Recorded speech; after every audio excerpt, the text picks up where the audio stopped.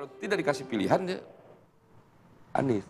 Ya, studio masih ramai, tapi kita hadirkan dulu informasi berikut ini. Pemirsa, Partai Keadilan Sejahtera ini membuka peluang untuk berkoalisi dengan PDI Perjuangan di pemilihan Gubernur Jakarta. Nah, kedua partai politik ini kemungkinan besar akan mengusung nama Anies Baswedan. Ya, Wakil Ketua Majelis Syuro PKS Hidayatul Wahid menyebutkan bahwa PKS ini masih terbuka sifatnya untuk berkoalisi dengan partai politik manapun di ajang Pilgub Jakarta, termasuk dengan PDI Perjuangan. Selama ini PKS dan PDIP dinilai memang tidak bisa berkoalisi karena ada fatsun politik yang berbeda. Namun hal itu ditepis oleh HNW yang menyebutkan PKS dan PDIP sudah sering kok berkoalisi dalam pilkada, dan hal tersebut juga adalah hal yang biasa sebenarnya dalam hal politik. Nah, meski begitu, nama Anies ini memang belum final karena masih dipertimbangkan di tingkat DPP dari PKS.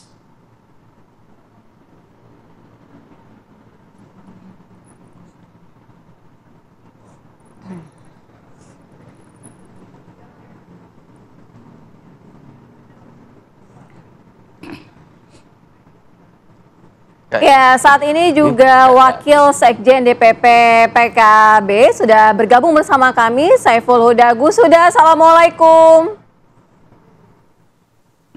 Salam, Mas Tori. Oke, baik. Gusuda, ini tadi pembicaranya sudah sangat seru begitu. Artinya dari kubu Ridwan Kamil meyakini bisa lah bersaing dengan Anies Baswedan. Kalau secara hitung-hitungan dari PKB sendiri, bagaimana kans dari Anies Baswedan, Gus? Ya, kalau melihat dari segi hasil survei, setahu saya ya, dari beberapa simulasi hasil survei memang Mas Anies masih di atas, melampaui beberapa figur yang lain. Tentu memang tidak cukup bagi Mas Anies hanya bermodal elektabilitas tinggi. Salah satu yang menjadi penentu yang lain adalah potensi bagaimana meramu terkait dengan siapa yang bisa mendampingi Mas Anies. Nah, terkait dengan ini, hampir pasti Mas Anies tidak bisa sepenuhnya menentukan siapa yang akan mendampinginya, karena itu kelihatannya sepenuhnya menjadi ruang kewenangan, ruang kompromi partai-partai pengusung. Nah, terkait dengan ini, kami juga ingin menginformasikan bahwa di level PKB juga belum final ya terhadap Mas Anies, karena tahapannya masih agak panjang. Kemarin baru di level DPW PKB DKJ, Daerah Khusus Jakarta, yang merekomendasikan mengusung Mas Anies. Setelah itu kami di Despilkada DPP baru menerima surat ajuan rekomendasi yang nanti baru akan kami proses. Ada tahapan uji kelayatan dan kepatutan, kemudian ada fase penugasan, kemudian survei, dan kemudian memastikan bisa memenuhi ambang batas 20%. Kalau itu belum, ya memang kami juga belum bisa memutuskan. Jadi baru setelah itu memastikan apakah Mas Anies atau tidak.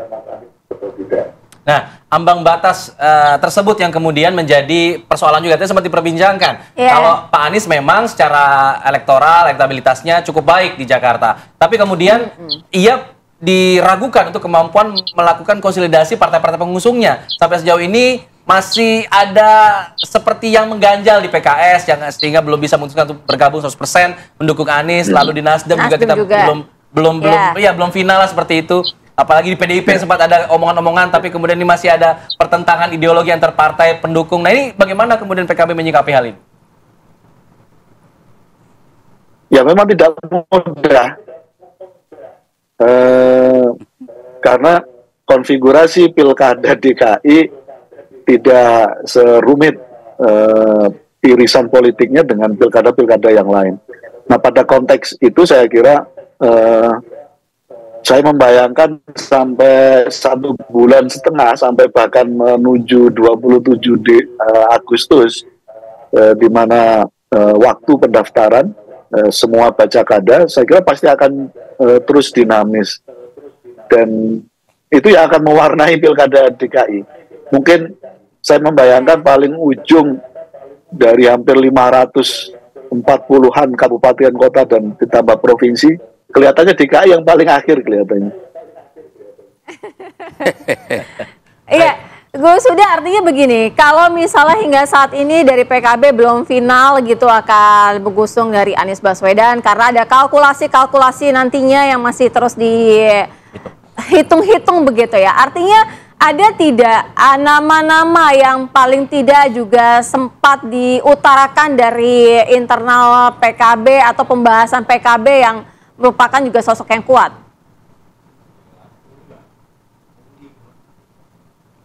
Ya, di DPP Pilkada DPP PKB sendiri kami masih ada 2 nama. Jadi kalau DKI, teman-teman PKB DKI Jakarta sudah ada 1 nama Mas Anies, kami di Pilkada DPP masih ada 2 nama. Yang pertama Mbak Ida Fauzia, yang kedua Mas Anies. Jadi itu yang sedang terus kami simulasikan sampai hari ini. Saya ingin ke Mas Umam. Mas Umam, kalau kita melihat hitung-hitungan tadi masih belum final juga, PKB menyatakan. Apakah memang masih besar kemungkinan Anies ini terganjal begitu untuk maju di DKI meskipun elektabilitasnya paling tinggi gitu sampai saat ini? Ya, tadi yang disampaikan oleh Gus Huda, saya pikir itu adalah ekspresi kegamangan di dalam mesin-mesin partai politik yang berada di sekitar Mas Anies. Meskipun tentu ada ekspektasi tinggi ya. Tetapi kalau misal kemudian di antisipasi konteks kegagalan mengkonsolidasikan 20%, barangkali terlalu dini. Ini semuanya bergantung pada bagaimana kemudian melakukan negosiasi dan juga kompromi kepentingan. Karena bagaimanapun juga posisi dari Mas Anies sebagai tokoh atau public figure yang sifatnya independen ini menjadi sebuah tantangan tersendiri. Karena dalam proses negosiasi itu harus clear siapa mendapatkan apa, posisinya apa. Kalau tadi dalam teorinya Bang Idrus, kalau distribusi secara politik termasuk kesejahteraan dalam konteks pertarungan politik tidak merata, maka kemudian akan terjadi faksi-faksi atau dalam konteks ini benturan kepentingan. Nah, koalisi itu memiliki rumus yang sama. Kalau misal kemudian tidak terdistribusi secara merata, maka kemudian ini akan menjadi tantangan terbentuknya koalisi. Kalau misal Mas Anies maju, siapa yang kemudian menjadi cawagup? Apakah dari PKS? Apakah dari PDIP? Kalau misal salah satu, apakah salah satu partai yang cukup besar, satu memiliki 18 kursi, satu memiliki 15 kursi, apakah memiliki tingkat jiwa keikhlasan yang sangat tinggi? Sehingga kemudian legowo untuk menyerahkan tiketnya secara gratis. Tentu gratis bukan dalam konteks transaksi ekonomi, tetapi tentu ada kompensasi, ada skema transaksi, bukan hanya konteks ekonomi, tetapi bagaimana kompensasi secara politik untuk mengamankan basis pemilih loyal di wilayah masing-masing. Nah, ini yang betul-betul harus diantisipasi oleh kubu Mas Anies Baswedan, supaya kemudian ganjalan tadi, yang kemudian teman-teman di partai-partai lingkaran sekitar itu juga tidak memiliki kegamangan. Nah, maka PDIP ini ditunggu betul, baik oleh teman maupun oleh lawan, arahnya mau kemana. Dan juga PKS. Dan PKS, kalau misal kemudian tadi betul statement dari, ada tadi Pak HNW menyatakan sikap ya, untuk bersiap berkonsolidasi dengan PDIP, tapi per hari ini tanda-tandanya belum terlihat, indikatornya belum terlihat. Bahkan tim komunikasi di antara dua kekuatan juga tidak menunjukkan indikasi yang sudah mengalami titik pertemuan visi. Nah, kalau misal kemudian tawaran dari Kim diterima, dan itu dijadikan sebagai sebuah media untuk negosiasi dan juga kompromi untuk masuk di pemerintahan baru, maka ini akan menjadi sebuah ganjalan yang sangat serius bagi Mas Anies Baswedan untuk maju dalam kontestasi di Pilkada DKI yang akan datang. Tapi wallahu alam bisawab, kita lihat perkembangannya. Iya, perkembangan politik ke depan ya. Kalau dari Bang Riza sendiri melihat, tadi kan juga kita sudah mendengar gitu ya, kalau misal dari kubu PKB juga belum hampir final. Nah, artinya ini juga mungkin salah satu yang dipilih Gerindra yang seperti Bang Idrus katakan linear dengan pemerintahan, yang meyakini bahwa Ridwan Kamil ini juga merupakan sosok yang bisa mewakili. Di politik kita ini ya, kita boleh berbeda pilihan dalam Pilpres. Tapi ketika pemerintahan baru terbentuk, hampir semua partai ingin mengambil bagian dalam pemerintahan baru. Sekalipun pasangan capres-cawapresnya tidak menang. Jadi partai-partai yang mengusung di 01, mohon maaf juga mungkin di 03, karena yang menang sekarang 02 ya punya keinginan tentu bisa bergabung di pemerintahan bersama dengan Prabowo Gibran ya. Sehingga ketika ada pilihan-pilihan di pilkada itu harus dikalkulasi betul.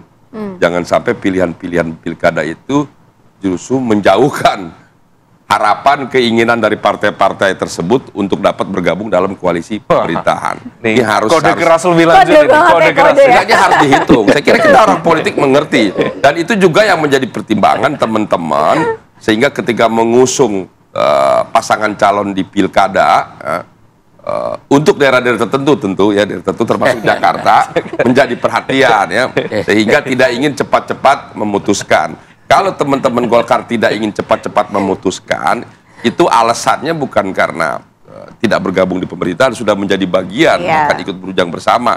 Itu pilihannya karena antara Jawa Barat sama DKI, mana yang lebih menguntungkan bagi kepentingan Golkar dan kepentingan Kang Emil, kan begitu. Yang disampaikan tapi ketika bagi partai lain yang kebetulan tidak bergabung di KIM, tentu hitungannya berbeda. Nanti biar pengawal menentukan. Saya mengawali saja, tidak ingin mendahului. Ini sekedar meluruskan satu ya. Jadi baik partai dari 1, 3 lalu ada 2 sebenarnya memiliki kepentingan yang sama untuk kepentingan rakyat ke depan.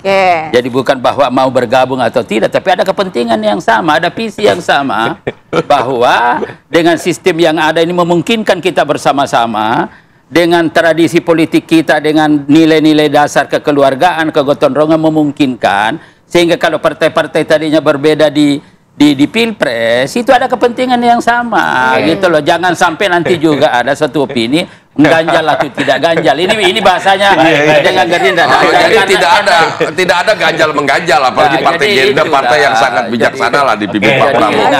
Justru kita ingin mengajak, bayangkan Pak Prabowo itu mengajak semua partai untuk bersama-sama membangun bangsa. Karena itu jangan ada satu lagi, sebab ini masalah yang kita ini sekarang rawan suasana kebatinan. Jangan terkesan bahwa mereka itu karena mau ini maka ini tidak boleh. Jadi saya kira ini yang perlu. Tetapi ada visi yang sama untuk Indonesia ke depan bagaimana agar supaya menang. Saya ingin menegaskan sekali lagi bahwa Partai Golkar hari ini ada 2 pada kepentingan. Kepentingan pertama adalah kepentingan bagaimana sukses kepemimpinan Prabowo Gibran, dan ini harus linear. Untuk linear ini maka Kim harus solid, produktif. Tapi sisi yang sama Golkar ingin menang, kader-kadernya yang terbaik seperti Ridwan Kamil ini juga memang di mana-mana bisa yang disampaikan oleh Bang Ariza, Bang Idrus itu bukan statement tapi political warning. Jadi peringatan untuk partai yang sudah dan juga Nasdem dan lain sebagainya. Silakan partai yang di luar Kim nih, silakan Bang Huda, terakhir kesimpulannya singkat saja. Saya kira address dari Bang Patria itu ke Bang Idrus itu, bukan ke PKB itu. Jadi dari PKB santai saja ya.